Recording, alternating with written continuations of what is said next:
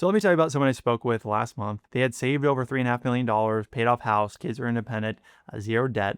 And he did look me dead in the eye and he said, I just want to give it one more year. Does that sound familiar? Now, I of course pulled up his numbers. We've been looking at projections, withdrawal strategies, and he could retire tomorrow and live comfortably for 40 plus years, right? He's set, he's financially free.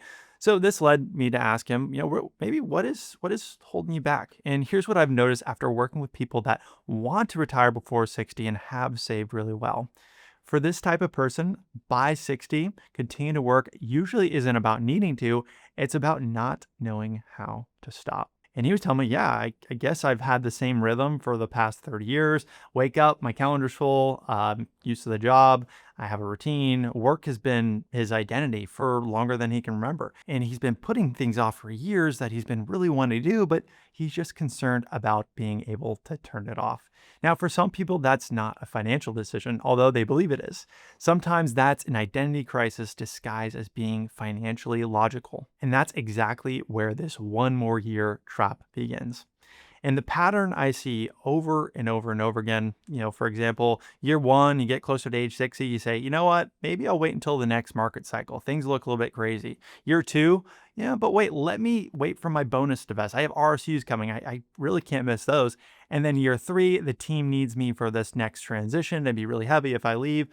You see it starts to go down the same rabbit hole. Year four, just one more project. By the time you're at 64, you're like, you know what? I might as well wait until Medicare kicks in. So I'm going to work till 65. So what happens for some people is you blink and then 5 years just evaporate, not because you had to work them, but because you didn't take a second to pause, to think. And it's super interesting. A new research study of over 3,600 retirees found that 58% retired earlier than they expected, but 38% were forced out by health issues.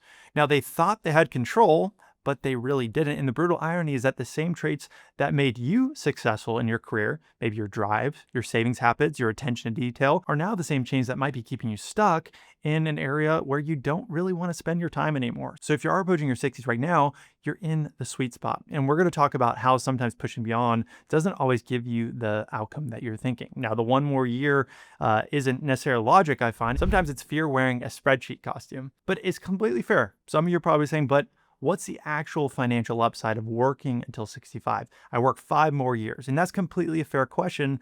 Hypothetically, let's say your portfolio at 60 is $2.5 million. And at 65, with growth and some contributions, it grows $500,000, right? You're at $3 million by the time you're at 65. Now, that's a significant boost. 5 more years not withdrawing the portfolio, and that's not bad, right? But using the 4% rule, again, this isn't a recommendation, but that's the difference between $100,000 per year and $120,000 a year. So you worked 5 extra years for an additional $1,500 a month.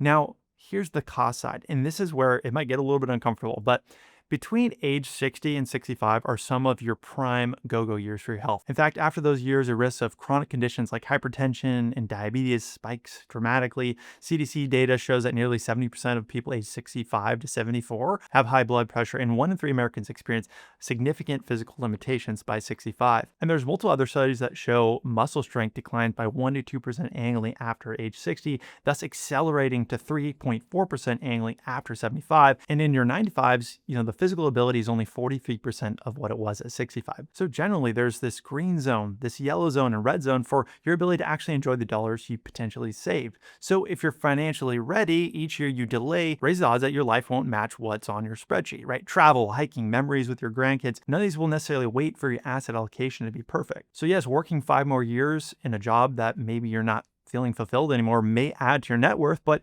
it could potentially cost you your healthiest, most mobile phase of retirement. So this is a trade-off that a lot of people are surprised when they're thinking about, okay, yeah, I'm working longer, but what am I trading it for? I mean, you spent decades optimizing your portfolio returns, alpha, tax efficiency, you've been compounding your wealth. And let's say, again, you add 500K to the portfolio. The thing that people find is like, yeah, that's tangible, measurable, feels safe. But what if it is costing you those healthy years with your spouse or watching your grandkids or maybe taking that trip? So you have to start thinking about what is the ROI of those years. And Stanford Center on Longevity found that among older adults, 50 plus, the years between 55 and 70 do represent the healthiest, most independent phase of the aging process before significant decline accelerates. And after that, that's when the window starts to close. And here's something that's fascinating that just came out early this year. The Alzheimer's Association released results from a $50 million study called US Pointer. They found that lifestyle intervention, right, regular exercise, stress management, community, social engagement, cognitive challenges can delay cognitive aging by 1 to 2 years, right? That's pretty significant. Now, you might be thinking, wait, doesn't Stanford also show that working longer is linked to better health? And you're right, that research does exist, but here's the critical nuance, and this is the whole point of this video, and I think a lot of people miss this, is the health benefits of working longer show up when you're working in roles with high control, low physical demands, and meaningful engagement. Oftentimes that may be like consulting, advisory work, volunteering, or passion projects, more that you are working on your own terms. What Stanford doesn't show the health benefits for is grinding through high stress corporate roles with 50+ hour work weeks, endless meetings, and starting to have diminishing purpose just to pad a portfolio that wasn't necessarily needed. There's a big difference between working because you choose to, right? You'll stay engaged.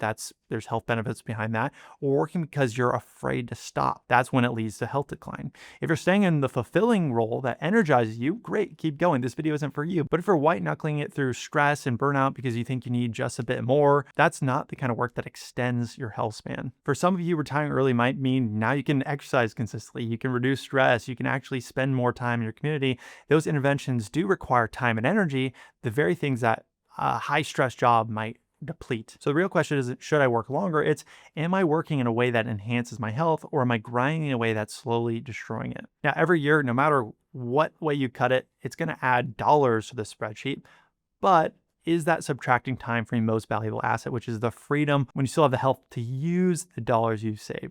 Now, if you need to work past 60, you run your plan, absolutely do it, no judgment. But if you're working because you're scared to stop, like we talked about at the beginning of the video, or you don't have a plan because the momentum feels safe, feels a lot safer than the unknown, that's not wealth. That could be a prison with a really nice 401k. Now, I know what you're thinking. You might be saying, I'm the type of person that actually enjoys watching my portfolio compound and grow. What do I do with that part of me? The great news is that if you retire at 60, it doesn't just mean you stopped optimizing, you're just shifting what you're optimizing for. Now, if you spent 30+ years optimizing your income and accumulation, age 60 is the perfect time to start optimizing tax planning, spending, giving, withdrawals. And this is where it gets exciting. I'm honestly one of the best parts of my job. The right withdrawal strategy, properly sequenced, tax smart, dynamic, can create more usable freedom than working a potential another year. In fact, Vanguard found that smart withdrawal strategies can extend portfolio longevity by more than a decade, especially when you layer in things like Roth conversions at the right time,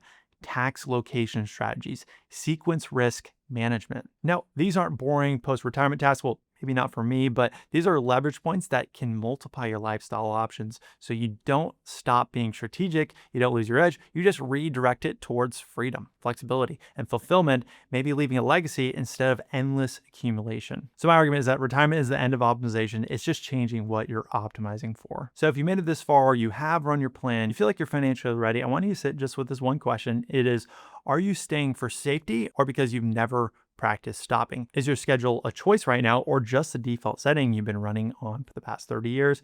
Are you working for purpose or out of pure momentum? And once people start to understand this, they start to understand that maybe I don't need to work past 60. So for some of you that you're approaching 60, maybe that doesn't mean stopping work altogether. That might mean maybe transitioning to something that's more enjoyable, recreational employment.